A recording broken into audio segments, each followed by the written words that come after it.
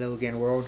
I guess on this session, instead of it being a random topic, I'm going to be discussing how a diamond is forever. And you might be wondering, why the hell is he going to be talking about why a diamond is forever?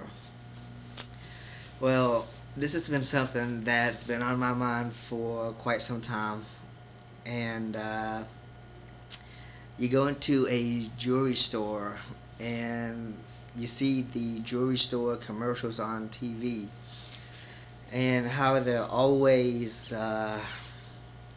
trying to advertise of buy your woman a diamond, buy your woman a diamond.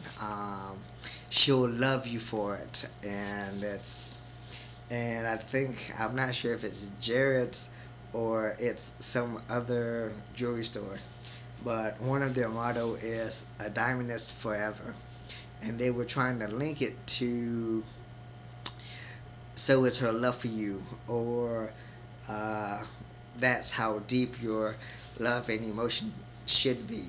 But on the more practical and factual side of things, indeed, a, a diamond is forever, for the most part.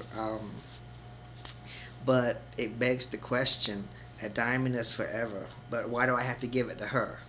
So that's one side of the story. And then there's the issue of the engagement ring for a wedding that's supposed to cost the man a few months' salary. Depending on what his salary is, that's another issue. But at the same time,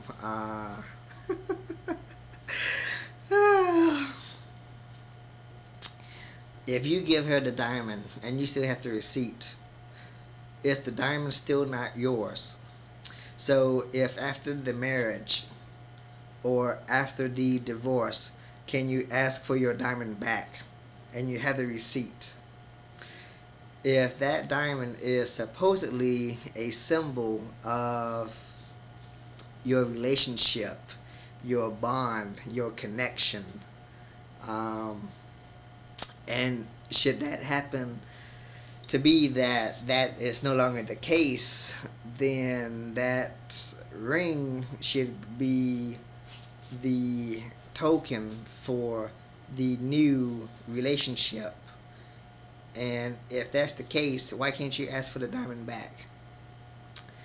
And I talked to many friends and older men and gentlemen about that, and we all seem to have the same sentiment, but at the same time, it's not a public sentiment that you would normally share with your wives, girlfriends, or loved ones. But I just find it a bit humorous that that's the inner workings, or maybe some women have probably caught on to what we're probably thinking in terms of that. But I guess that leads me into my next issue of marriage and the practicality of how expensive it shouldn't have to be.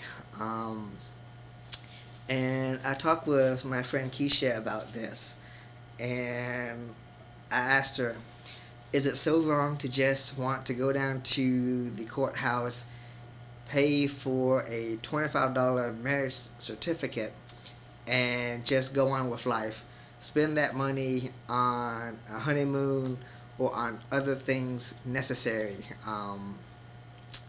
instead of the thousands on a big ceremony, the reception, the after party, the cake, the stationery, the dress, and putting things into perspective here of sending out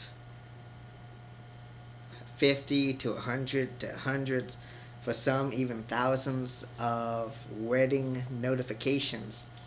And it just begs the question of who knows that many people? Two, who has that many people in their family, including friends? Three, how many of them actually need to be there at the wedding? And if you're going to be sending out mass notifications, save the money. That's what email is for. Listservs.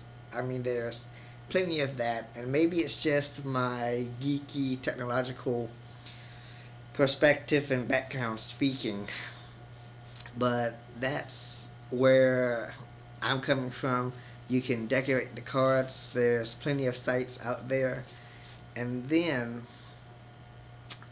it's if you want to have that wedding gown, the picture, the tuxedo, there's plenty of stationery shops and wedding gown shops that you can rent a dress and then take the pictures and return the dress. And maybe I seem kind of miserly and penny pinching and probably discouraging all future brides out there and ruining their dreams and hopes of the glory and hopes of a fancy wedding and everything else. But at the same time, I could be saying this, and who knows, down the line, I could be giving in to, yes, dear, alright, as you say, we'll have the wedding just as you want. So, I don't know. What's said and what's done is not always the same thing. But as my friend Keisha tells me, Kim, it's not just you. All guys pretty much think like that. So at least that was reassuring from her perspective as well.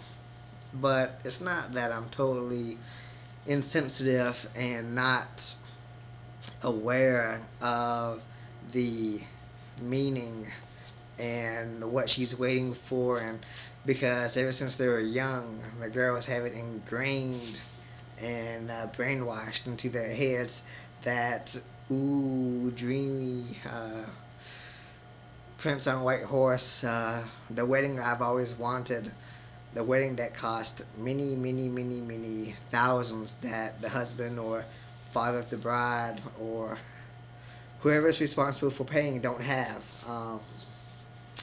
So maybe it's just me and my miserly ways of seeing that as a bit extraneous.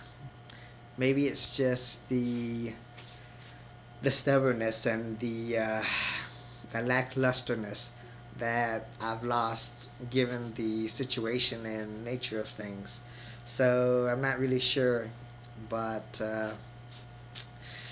I figure I would have had much more on that, but I don't know. I guess I'll leave that here for now, and I'm not quite sure what the next issue and topic's going to be about. So I'll let you know when that comes. Thanks.